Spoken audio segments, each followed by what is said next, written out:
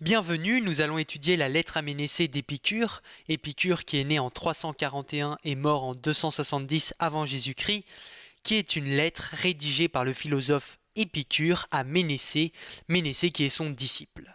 Épicure partage dans ce court texte une méthode pour parvenir au bonheur. Dans la lettre à Ménécée, Épicure cherche à donner un résumé de la doctrine éthique, de sa doctrine éthique, et l'éthique d'Épicure est un art de bien vivre.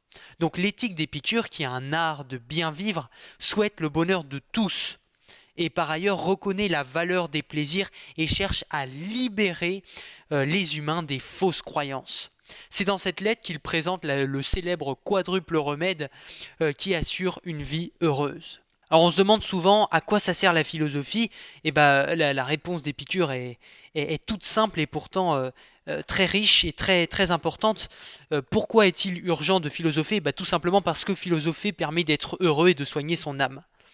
Il le dit dès le début de la lettre à Ménécée, il nous invite d'emblée à philosopher en présentant la philosophie comme la condition du bonheur. C'est-à-dire que sans la philosophie, on ne pourrait pas être heureux. On ne peut être heureux qu'en philosophant, qu'en pratiquant cette activité philosophique. Le début de cette lettre constitue donc un appel à philosopher, une invitation à philosopher, car philosopher présente un enjeu vital. Il est urgent de philosopher, tout comme il est urgent de soigner une maladie corporelle, car philosopher permet d'atteindre le bonheur. Épicure présente la philosophie comme ayant une fonction thérapeutique. Pourquoi? Parce que la philosophie vise à soigner l'âme et à être heureux. Épicure a une conception particulière du bonheur. Selon lui, le bonheur consiste en l'absence de souffrance du corps, ce qu'il appelle aponie, et aussi et surtout l'absence des troubles de l'âme, ce qu'il appelle ataraxie. Épicure défend une approche négative du bonheur du coup, puisque le bonheur consiste avant tout à dissiper ce qui nous trouble et nous entrave. Alors, Épicure insiste sur le fait qu'il n'y a pas d'âge pour philosopher. À la question à partir de quand peut-on philosopher, il répond on peut philosopher dès à présent. Il n'y a pas d'âge pour philosopher. Le jeune homme comme le vieillard doivent exercer la philosophie car il n'y a pas d'âge pour philosopher et être heureux. On peut être heureux dès le plus jeune âge. Du moment que nous vivons, nous devons philosopher. Épicure s'oppose ici à Platon par exemple, Platon pour lequel l'activité philosophique suppose une longue éducation et ne peut être exercée qu'à un âge avancé. Platon nous dit que le mieux c'est d'être philosophe à partir de 50 ans. Alors que non, pour Épicure, dès le plus jeune âge, on peut pratiquer une activité philosophique. Le bonheur est ici défini comme la santé de l'âme, et le bonheur chez Épicure, qui est la tranquillité de l'âme, l'absence d'inquiétude et de crainte, tandis que le malheur est une maladie de l'âme. Ça, c'est important de bien le comprendre, que la définition particulière du bonheur d'Épicure. Philosopher permet donc d'être heureux et d'assurer la santé de l'âme. Épicure présuppose que nous sommes malades spirituellement, notre âme est malade. Et il faut philosopher. La philosophie apparaît comme un remède pour soigner notre âme. C'est le seul remède pour soigner notre âme. Ainsi, celui qui prétend qu'il n'y a pas à philosopher pour le moment, ou qui n'a plus à philosopher, ressemble à l'homme qui reporte son bonheur à plus tard, ou qui soutient que son heure pour être heureux est déjà passée. Ce qui est absurde aux yeux d'Épicure. Non, parce que le bonheur se vit dans l'instant présent. On ne doit pas le remettre à plus tard ou dire le bonheur c'est terminé pour moi. Non, ce serait absurde. Donc il en va de même pour la philosophie. On doit philosopher maintenant et pas se dire je philosopherai plus tard ou j'ai fini de mon activité philosophique. Il faut toujours philosopher car il faut toujours essayer d'être heureux. Surtout qu'il est dangereux de ne pas soigner au plus vite son âme en étant heureux. Par conséquent, que l'on soit jeune ou âgé, il est toujours l'heure de philosopher, car il est toujours l'heure d'être heureux. Il dépend de nous d'être heureux, car il dépend de nous d'exercer ou non une activité philosophique. Épicure nous propose donc un bonheur d'abord individuel.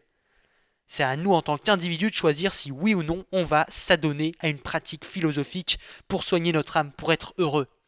Quand nous sommes heureux, nous sommes comblés. Et quand nous ne sommes pas heureux, nous faisons tout pour être heureux. Épicure montre que nous souhaitons naturellement être heureux, même si nous nous égarons sur le chemin pour y parvenir. Alors, comme nous souhaitons tous être heureux et assurer la santé de notre âme, il importe de s'interroger sur les causes du bonheur. De ce fait, il faut distinguer ce qui nous rend heureux et ce qui nous rend malheureux. C'est-à-dire qu'il faut relever les causes qui nous empêchent d'être heureux et relever aussi les causes qui permettent d'accéder au bonheur, ce que va faire Épicure dans la suite de sa lettre. Épicure nous invite ensuite à mettre en pratique les enseignements qu'il va délivrer dans la suite de sa lettre, afin d'assurer notre bien-être et atteindre le bonheur. D'après Épicure, nous pourrons vivre heureux en assimilant ces principes qui vont être énoncés par la suite sous la forme d'un quadruple remède. Il convient, dit-il, de répéter, de faire un travail de mémorisation, d'assimiler ces principes pour être heureux. Ce sont des principes qui sont nécessaires pour atteindre le bonheur et assurer la santé de l'âme.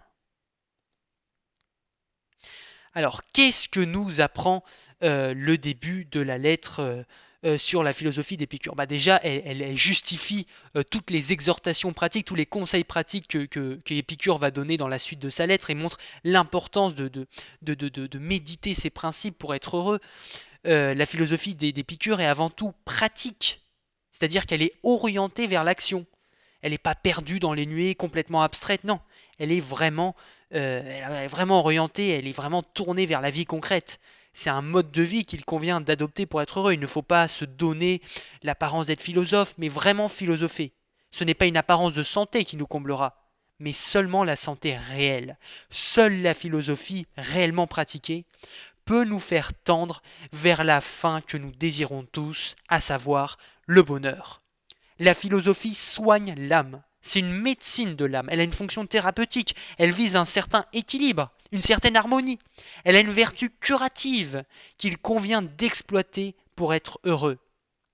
Seule la philosophie peut soigner l'âme, car seule la philosophie peut soigner les maux psychiques. Donc parmi les maux psychiques, il y a les opinions fausses, les craintes irrationnelles, les illusions. Et tous ces maux psychiques, tous ces maux de l'âme, la philosophie apparaît comme un remède. La philosophie peut les soigner. La philosophie peut soigner tous ces maux psychiques, tous ces maux de l'âme, et assurer la tranquillité de l'âme, l'ataraxie.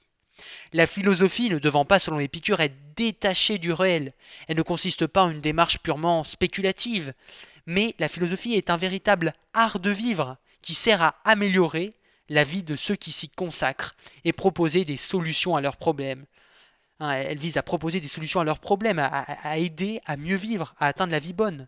La philosophie est ancrée dans la vie et elle s'adresse à tous.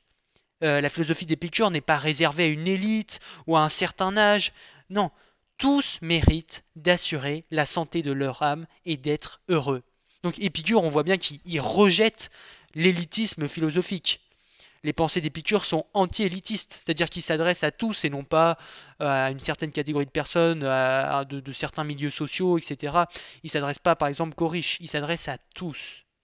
Si la fonction thérapeutique de la philosophie d'Épicure était partagée par d'autres philosophes de l'Antiquité gréco-latine, qui disaient aussi que le philosophe était médecin de l'âme par exemple, Épicure se distingue parce qu'il affirme qu'une connaissance théorique acquise n'a aucune valeur si elle est détachée de considérations pratiques, notamment si cette connaissance théorique ne contribue pas au bien-être. Qu'est-ce que ça veut dire? Ça veut dire que ce qui fait la valeur d'une connaissance théorique, c'est le fait qu'elle puisse nous aider à atteindre la vie bonne. Donc on voit à quel point, à partir de ce texte, que la philosophie est ancrée dans le réel, qu'elle nous aide à mieux vivre, et que toute connaissance théorique qui n'aide pas à mieux vivre sont inutiles aux yeux d'Épicure.